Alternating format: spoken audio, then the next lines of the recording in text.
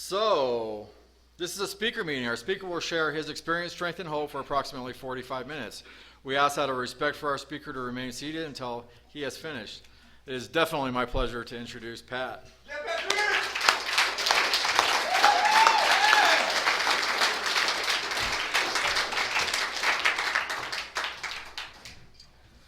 All right, I'm Pat and I'm alcoholic.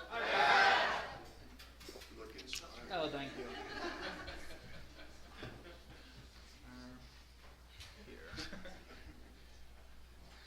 All right. So I think I know I was at least the third choice for tonight. I guess, yeah, I'm not too sure, but I know I was Devin's first choice as he was the second choice. So I'm pretty proud of that. Thanks, I guess, for asking me to speak through the grapevine. Yeah, I'll take it. So I'll start with some of the basics. Hi, everyone on Zoom. Let's see, my sobriety date is March 1st, 2019.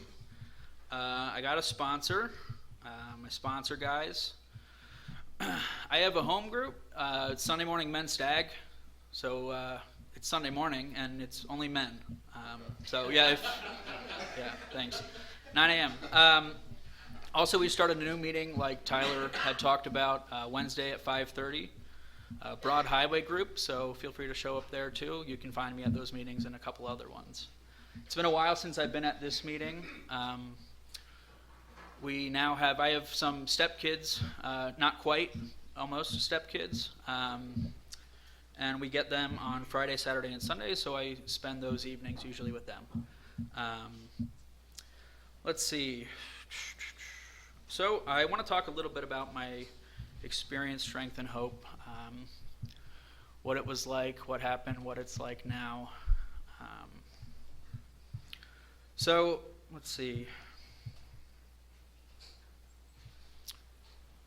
I'm a pretty normal guy, I think. I don't know. I have good family. You know, I came from a good family. I didn't really ever need much. It wasn't like I was in a position where I didn't have enough of, material things or anything. My parents cared about me. They loved me and they showed their affection. I don't know if I'm an alcoholic because of genetics, because my grandpa might have been and my grandma might have been. My sister isn't, my parents, I don't know. I don't know if that's why. I don't know if it's because of what happened to me during my childhood. I think we all could point to something and be like, that might be it. Maybe if I do therapy long enough, I'll figure it out. I don't know. But I didn't really have, I don't know. I don't really know why I'm an alcoholic. Except for what happens when I started drinking, I moved around a good amount as a kid, not too much, less than some people, more than others. But when I was in 6th grade, I'd been to 5 different schools, and just because of the way things were set up. And I felt like after the last move, I just kind of gave up trying to be a person, kind of sociable. And I used to be able to make friends easily, and then I just kind of went into this shell because I felt like whenever this is what my head told me, I guess, I don't really know. I felt like if I got to know someone, they'd leave me or I'd leave them. So it was what's the point? I became depressed. I started watching a lot of TV to make myself feel better. I don't know. So it just nothing crazy, no horror story of a childhood, just moved around a little bit and it made me unhappy. I don't know. I think everyone growing up feels kind of crappy, as a kid. It's very confusing. Sometimes I get upset at the 2-year-old I have in my house, but then I forget. It's pretty confusing.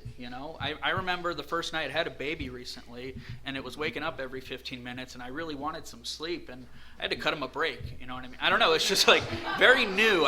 He has literally no idea what's going on. I have to remind myself of that. I was 10. I had some tools. He had none. So I moved around. I actually was against drugs and alcohol when I was a kid. I only saw like the negative effects that it had on people. I didn't really have anyone in my family that was a hard drinker, heavy drinker. No one really in my vicinity. I just saw things on TV, and the DARE officers came in and told us about it. And I believed them, you know. They said drugs are bad, alcohol is bad, cigarettes are bad, and I said, okay, you know, and I said, okay. And they talked about like the horror stories, you know, people getting in drunk driving accidents. They didn't talk about all the good stuff, though. They left that part out. They conveniently left that part out for good reason, but... So, actually, I won an award in 5th grade. I wrote a paper about why you shouldn't drink and smoke cigarettes, and I spoke in front of the whole school. And they gave me a medal, and it's somewhere in storage. That wasn't enough. I wasn't convinced. Not yet. So, my first introduction to drugs and alcohol was with my sister. I have a sister who's 2 years older than me, and she isn't anything special, you know, she's not super cool or anything, but she was getting invited to parties and was having a lot of fun and seemed to be like having a lot of fun and would come home, kind of be tipsy or high or something, and I would be like, you can't, it's bad, you can't do that. And she was just like, you don't get it, this is actually really good. And she didn't really show me any reasons why it was bad. I didn't believe people, you know, I might have heard people say like, you know, what alcohol and drugs have done for them, but I didn't really believe it. I didn't understand how you could just take a substance and feel okay. I had been feeling not okay for a few years, probably like 5th grade up until 9th grade. I was just not okay, very depressed. And I didn't understand how if you just take a substance, you're magically okay. After watching my sister, I became to be interested. I said, well, I don't know. It's kind of like a second step, right? Came to believe that maybe drugs and alcohol could make me okay, right? I didn't believe in them, you know. I didn't think how could anyways, I saw her and it piqued my interest. And after about 6 months, I was a freshman, or I don't know how long later it was, but I was a freshman, and I started getting loaded, and I fell in love. For me, I had interests, you know, and I still, like I played soccer and whatnot. I was a decent student, but when drugs and alcohol came along, they kind of became priority number one. It was my favorite thing. The plan wasn't, that wasn't the plan. The plan was to do it like on weekends and sometimes after school with my buddies, but kind of like I got the experience and it was like, screw the plan, this is fantastic. So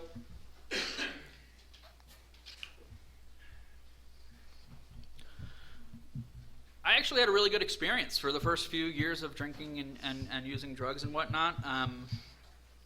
I made a lot of friends. I didn't really get in much trouble. I got really interested. I was just interested in whatever you can give me. I would just go through the medicine cabinets and Google stuff. Does this make you feel good? You know what I mean? Like I was just looking for anything. I was just intrigued.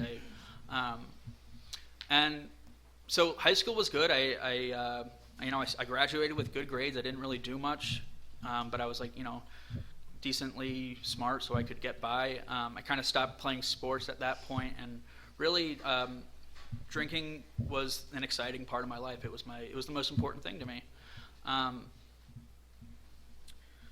So after I gotta not talk too long about this, but after I graduated from high school, it kind of felt like a cruel trick was being played on me. I didn't really have any consequences before then. My mom took my bong once, and just stuff like that. I had a water bottle of vodka, and they found it. No big deal. But I got arrested 2 days after I turned 18. Horrible timing. But I was in the habit of getting blackout drunk and stealing stuff, and so I got arrested doing that, and everything kind of like went down from there. I got put on probation, so I had to stop using some things and started using more of other things to try to beat drug tests. I went off to school just a few hours away, and they let me go off to school probation because it was a very minimal probation. Within a few months, I got an underage, and then they made it like adult probation, which was not fun. I started to experience for the first time real lack of control in my drinking. I would see when I first started drinking, I could hit a sweet spot, and I could stop there, or I could just ride it out. I wouldn't make a fool out of myself too often. It would happen sometimes, but not too often. It started happening all the time. I felt like I couldn't get drunk enough quick enough, so I'd take like 5 or 6 shots within like a couple minutes and just wait. And then I'd just be too excited and start drinking more, you know?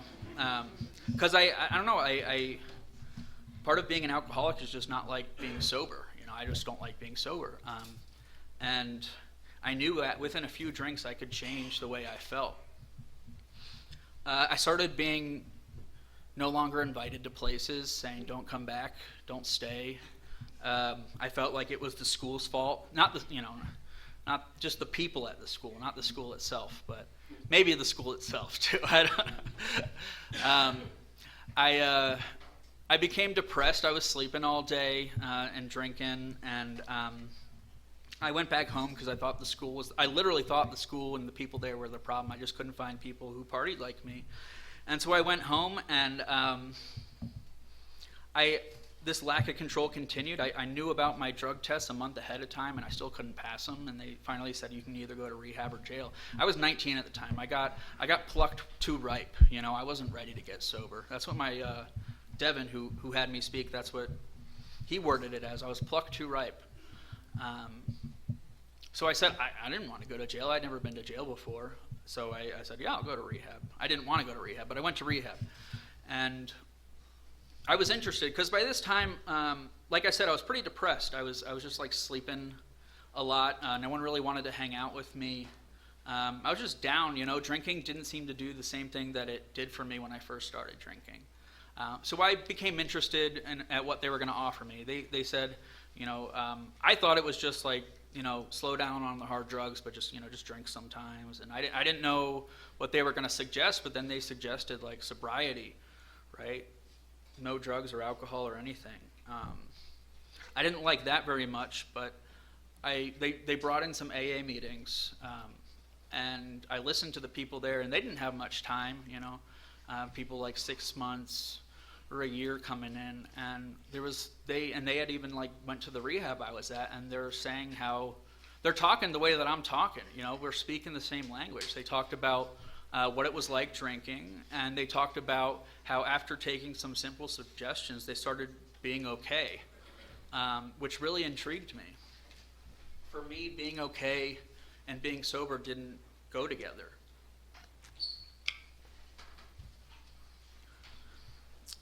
So I ended up going to like more rehab, like an extended place, and then after a little bit, I got drunk, and I said, okay, I'm willing to give this AA thing a shot, because I felt like when I got drunk again, it didn't really take, you know, it wasn't really working, which it hadn't been, but now I had some information about what alcoholism is, which is a terrible trick to play on a 19-year-old.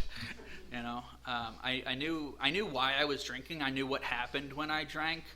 I hadn't gone to a real low bottom other than I was depressed and getting in some legal trouble. Nothing crazy, but it was enough for me to say I'm willing to try something new. So I got a sponsor, and I started working some steps, and my life got better. I held a job for more than a few months. I became part of like a young person's committee, and we put on I was in Pennsylvania. We put on a young person's convention there. It was good. I made some friends. I guess my experience is that as long as I think drugs and alcohol, as long as I think that they'll still work and I can get away with it and keep the consequences down to a minimum, I always have a back door out of AA when things get tough. That was my experience. I don't think that I had hit a real bottom. I don't know. I'm not saying that you have to go drink more. Maybe you do. I don't know. But I know for me that when things got tough, I was out of here. So I had about 2.5 years of sobriety at the time, and I started drinking again. And they talk about this progression, and they talk about the progression, and it was a real thing. I started drinking worse than I ever had before. I blacked out for like 4 days on end the second time I drank. That had never happened to me. I'd blacked out for like an evening, but for multiple days, that had never happened before. That was scary. I completely lost control. I found out that I'm a periodic binge drinker, and what that means is I drink, and I drink really hard for as long as I can, usually until someone stops me, always until someone stops me, and then I stop because the heat's on. And I can pull it together for a week, a month, 2 months, 3 months. But eventually what I found is that I'm a ticking time bomb, and I don't know how long my fuse is. And eventually I'm going to get drunk. I'm talking a little bit about the first step here. My experience with it is the first half of the first step, powerless over alcohol, right? What that means for me is once I start drinking, this is my experience, right? Once I start drinking, I can't really control the amount I take. Simple enough. I don't know if or when I'm going to stop. For me, my experience is someone usually stops me. Second part of that is that this is the way that I describe it. Once I stop, it's only a matter of time before I start again. That became my experience. In 2015, after I had started drinking again, I woke up in a jail cell. I blacked out and woke up the next morning in a jail cell. Past processing, I was already like on the block, you know. So I was not okay, and I wasn't on the block. I was on a other thing, but it was almost. Yeah. Anyways, I was very blacked out, and that was when I swore to myself I'd never drink again. Right? I didn't know it was this bad. I had overlooked it. You know, I didn't realize how bad it had actually become. I think the knowledge of my alcoholism made it worse. I think being in and around AA for a few years obviously got in my psyche. And that was the first time that I swore that I would never drink again, and I meant it with all my heart. And as you guys heard me say at the beginning, I didn't get sober till 2019. So I had a little bit of pain to go through. I got put on drug court. I had picked up, believe it or not, I was stealing again. You would never believe it. I was stealing again. You thought I would have learned my lesson the first time, but no, I didn't learn my lesson, and I got arrested stealing again. I was stealing in broad daylight. It wasn't in the nighttime. I used to do nighttime, but I switched over to daytime, and it was a mess. And they gave me a lot of charges, right? I had a lawyer. My parents helped me get a lawyer. They didn't help me. They got me a lawyer. I had nothing. They got me a lawyer, and he was able to drop a bunch of the charges, but I was still facing up to 17 years in prison for what I had done. I was just going around blacked out stealing change from people's cars. I'm not a hard criminal. Is it such a crime to get drunk and steal stuff? I mean, come on. Like I really I didn't feel like a criminal. I just did criminal stuff sometimes when I was drunk. I mean, other than that, I'm a pretty good guy. And I really felt like the victim. I mean, they weren't giving me my meds in jail. It was horrible, you know? So I hated jail. Ugh. Anyways, that wasn't my last time in jail. So I was put on drug court, and it was in Pennsylvania, and I think it's different in each place, but if I was able to successfully complete this 2-year program, I could get my record expunged and not have to go away for an extended period of time. But if I didn't, then I would have to go away for an extended period of time, and so that's kind of like the catch. And so I was like, okay, I know what to do. I've been in AA before. I'll just get back into AA. It was not that easy. Things had changed, it felt like, after I had came back. I think mostly I had just gotten sicker. I don't really know, but it felt different, and I felt like I couldn't, like, people didn't trust me anymore. It was weird being someone who had a time in sobriety and people, know me in the community, and now I'm a new guy again, and I feel like I couldn't be a part of. People were separating themselves from me because of the way that I was acting. What I tend to do is, if I am telling myself I can't get drunk, I start doing other things to make myself feel better. And that includes like trying to go on dates, if you know what I mean. And it wasn't like I was being with women that I wasn't really interested in at all. I just wanted to feel better. I felt like, I don't know, I felt completely alone inside myself and in a group of people. I had a lot of shame. What happens is, for me, is I think once I start acting poorly, it's easier to keep doing that, and it's harder to get back on track. At least that's the way it feels. But there comes a time, there's a speaker who said, there comes a time when I can't put anything else between me and me. It's just me and me, and there's nothing else I can put between it, like a chick or anything. It's just, here I am. I fucking hate it, And eventually I have to drink again. And the thing is, when I drink again, I actually believe that this time it'll be different. And that's the amazing part. A few months prior, I was sitting in a jail cell saying, I will never again, I swear on everything, that I will never drink again. But there comes a time where I always drink again. That's my experience, no matter what. And I believe, I lost my train of thought. Probably wasn't that important. That's just been my experience, that once I'm sober for a bit and I'm not okay for long enough, I always find it necessary again to drink. And I'll convince myself, the delusion comes back that I'll be able to handle myself this time. And so this just happened over and over. I would just go to jail for a little bit. I got a DUI. I was using drugs as well, and I fell out while I was driving and ran into a car, and it was a mess.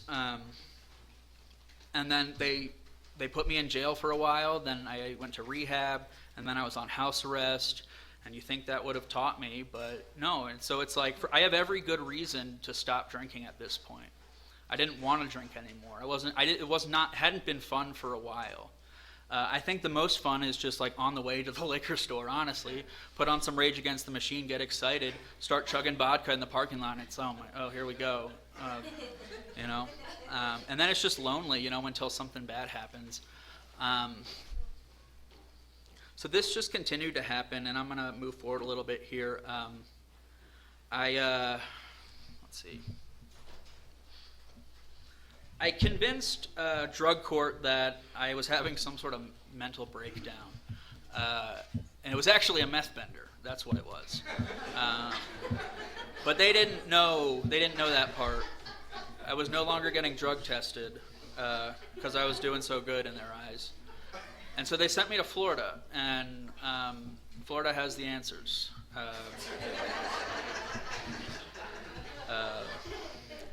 It did not have the answers.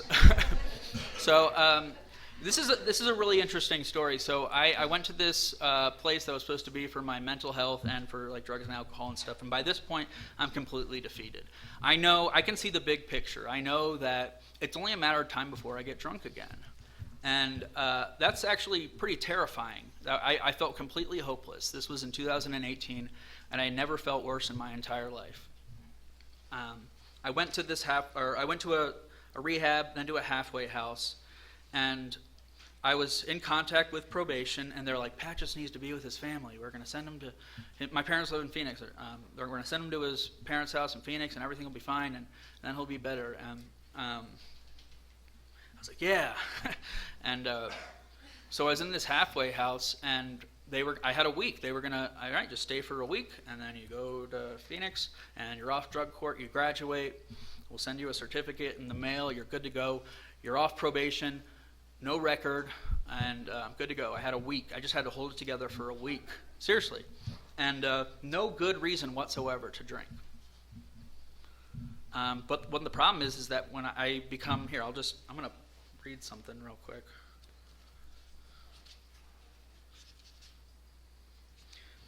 Men and women drink essentially because they like the effect produced by alcohol. The sensation is so elusive that while they admit it is injurious, causing injury, they cannot after a time differentiate the true from the false.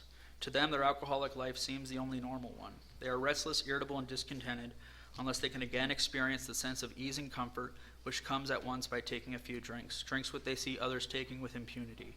After they have succumbed to the desire again, as so many do, and the phenomenon of craving develops, they pass through the well-known stages of a spree, emerging remorseful with a firm resolution not to drink again. This is repeated over and over, and unless this person can experience an entire psychic change, there's very little hope of his recovery.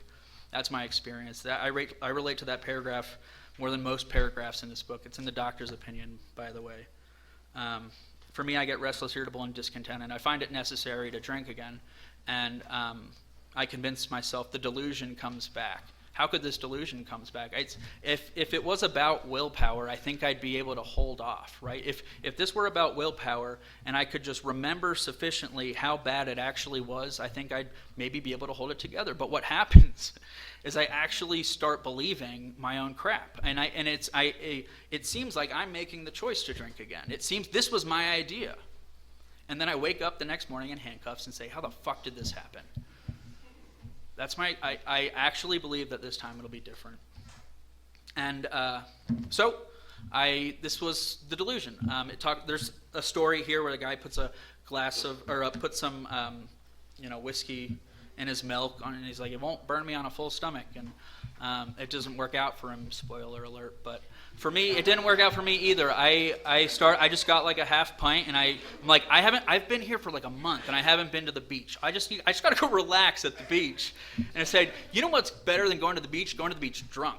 And so, but I'm only going to have a little, and I believe it with all my heart. And I go there, and I start drinking, and you know what happens next? And before I know it, I'm asking homeless people where I can find crack cocaine, because that's usually what, I don't know. And anyways, I find some other drugs, and I nod out and get robbed, and then I'm stuck in Fort Lauderdale, and I have to make it back in time so they don't get suspicious. And I get a cab, and then the cab picks me up, and I'm like, all right, how am I going to do this? I don't have any money. And I'm like, how am I going to do this? And I didn't have a phone either, so I couldn't get anyways. So he drives like kind of close to my house. I'm like, I got to go to the bathroom in the gas station. And I go to the gas station, and then I just open the door, and I just boom, and I bolt. And so I was running on the sidewalk. You know what I mean? He's in a car, so he's just like pulling.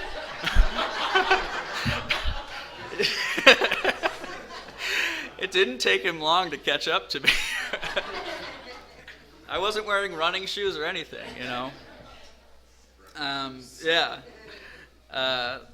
And this guy, he was like, "Are you all right, man?" I had a really good guy, and he's like, "Are you?" And I'm like, "No, man, I'm not all right, And he's like, "I'll take you to your house." And he did. He took me to my house. He knew I was going through something. I don't know who this guy was. I've since made an amends for that, right?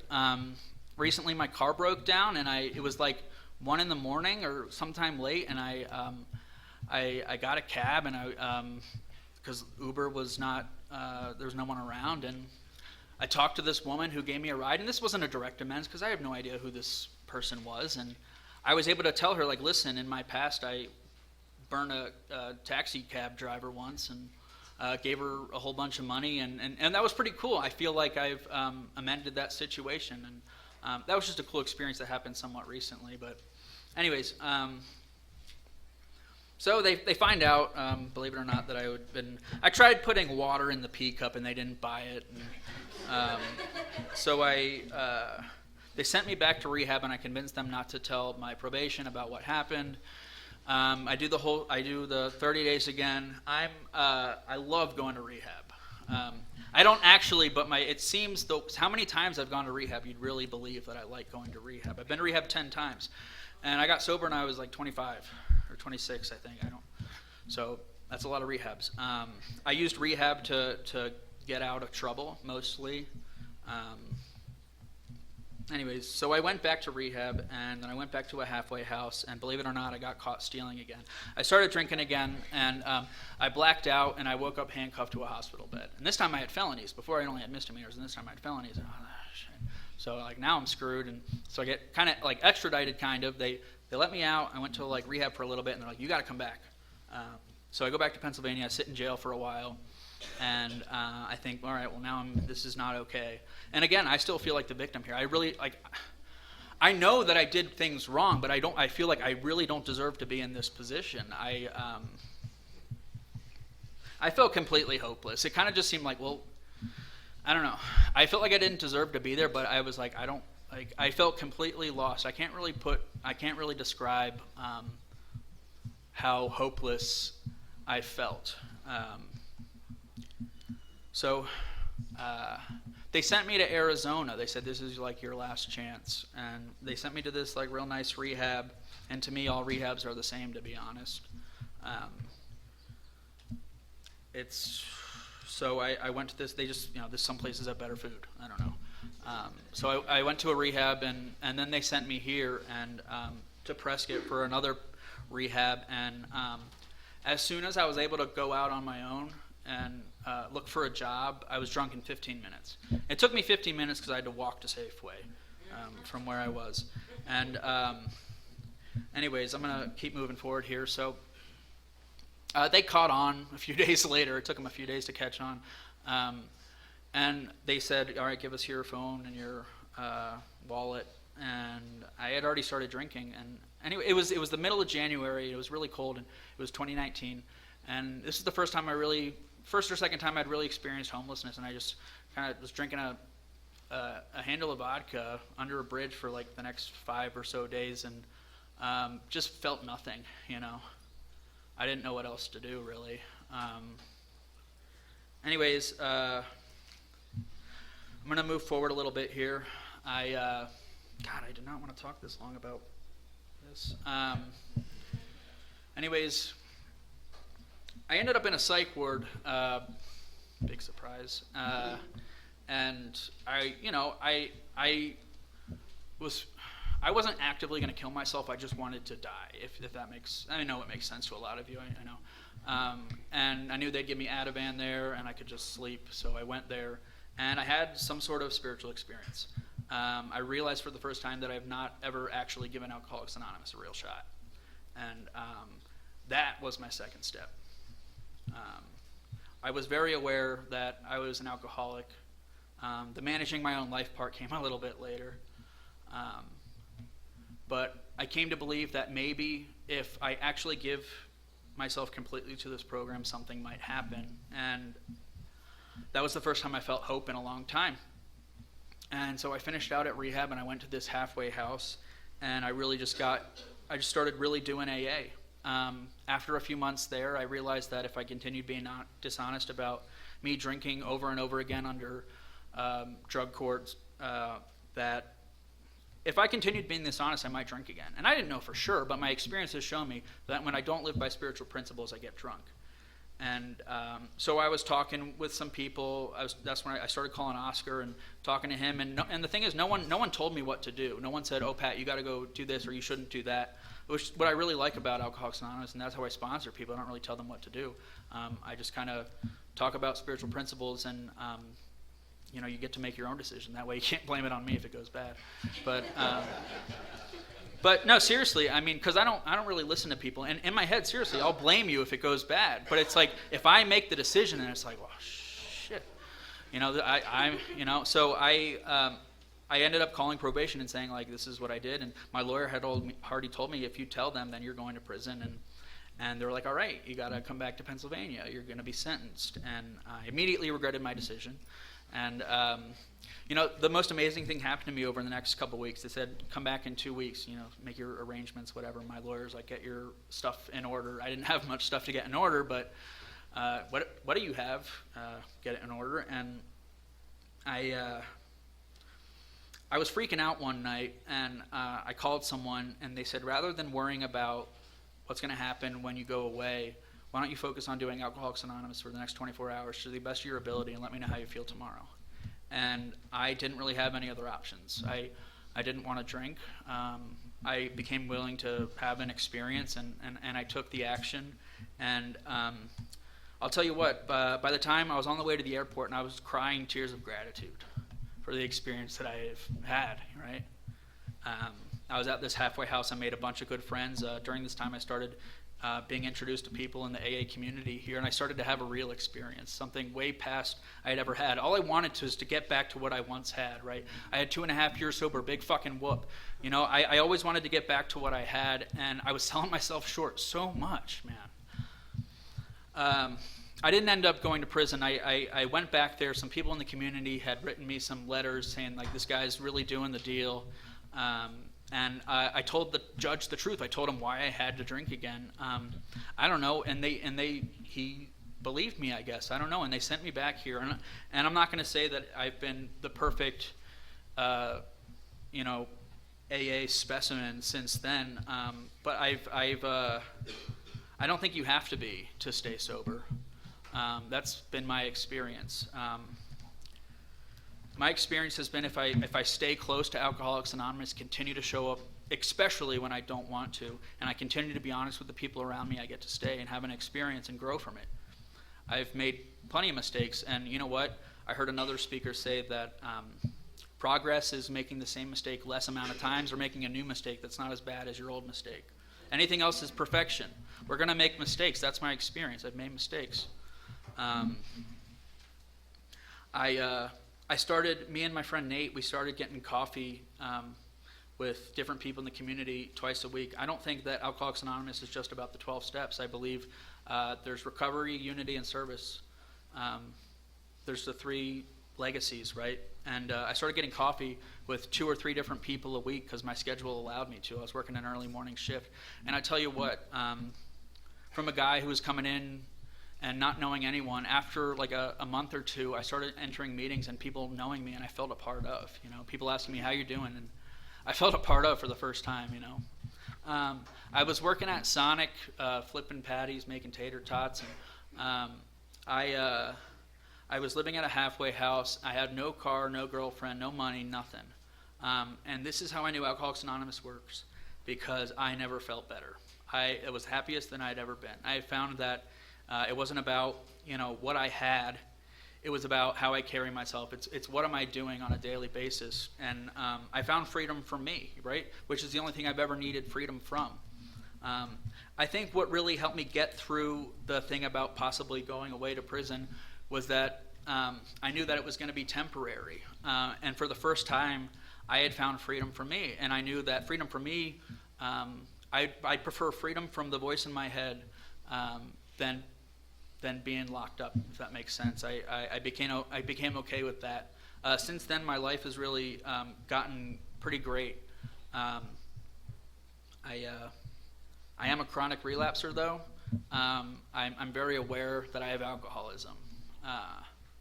Chances are, I hate to say it, I mean, it's horrible to say, chances are I'll drink again, right? Like, statistically. But I do a few things on a daily basis that keeps me here and keeps me sane. And if I'm sane, I stay here. That's what I found out. The 4-step, we go over our resentments and our fears and our sex conduct, all the things that make us feel icky. And if I can remove those things and start acting a different way, I no longer feel icky, right? And when I'm feeling good, I don't find it necessary to drink. That's my experience. When I'm okay and feel useful and a part of society and have a purpose, I don't find it necessary to drink. The delusion does not come back. And so what I do on a daily basis here is in the morning, I remind myself of who and what I am, and I have to contemplate that, right? I have a lot of commitments in my life. I stay very active. You'll see me here every Sunday. It used to be every Monday for the beginners meeting, but we switched over to Broad Highway on Wednesdays, and you'll see me there. I go to at least 1 or 2 rehabs a week to carry the message there. I'm on the treatment facilities committee. And I go there even when I don't want to, which happened like last week. And then I'm like, thank God I'm here, every time. So I guess running low on time here. I think one of the cool things about being sober this time has been being able to be who I actually am. I was young and impressionable, I guess, and I wanted to be the guy who knew all the stuff. I wanted to be the best AA'er, and I wanted people to like me. And I think one of the coolest things that I've been able to do is just be who I am. And I find that when I share from the heart and don't try to sound good, people actually like me better that way. They feel the honesty and the genuineness, and then they can talk to me. You know. Again, my life's been really good today. I've been at the same job for almost a year. That's incredible, you know, for an alcoholic, right? They've given me a raise. That's incredible too. I started dating a woman who I felt was way out of my league, and she's also in AA. He's shaking his head. He's like, yeah, she is. Is Jenna on there? Hi, Jenna. You know, I didn't do it perfectly, you know, but I've been able to grow towards my sex ideal. I've been able to be the person that I want to be. I've, you know, I think I look up to my dad a lot, you know, and I've been able to get in a relationship with my parents and act like my dad, you know. I got in a relationship with an amazing person. We got pregnant even though she was on birth control. Again, no one does this thing perfectly, right? So she was freaking out when we found out about it, and for some reason I was eerily calm. I was just in a surrendered position where, I mean, I'm in love with this chick, you know? Like, after 5 months, so, all right, don't do that. Don't do that.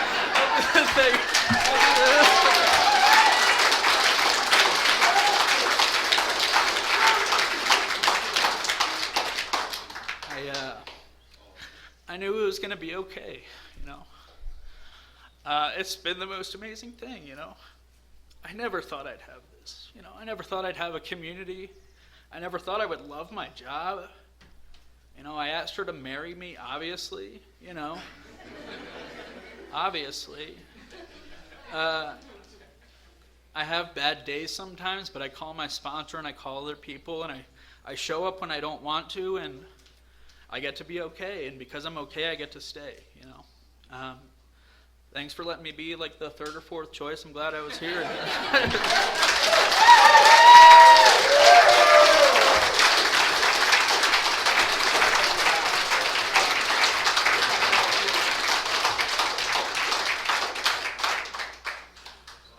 You're the first choice in my book, Pat.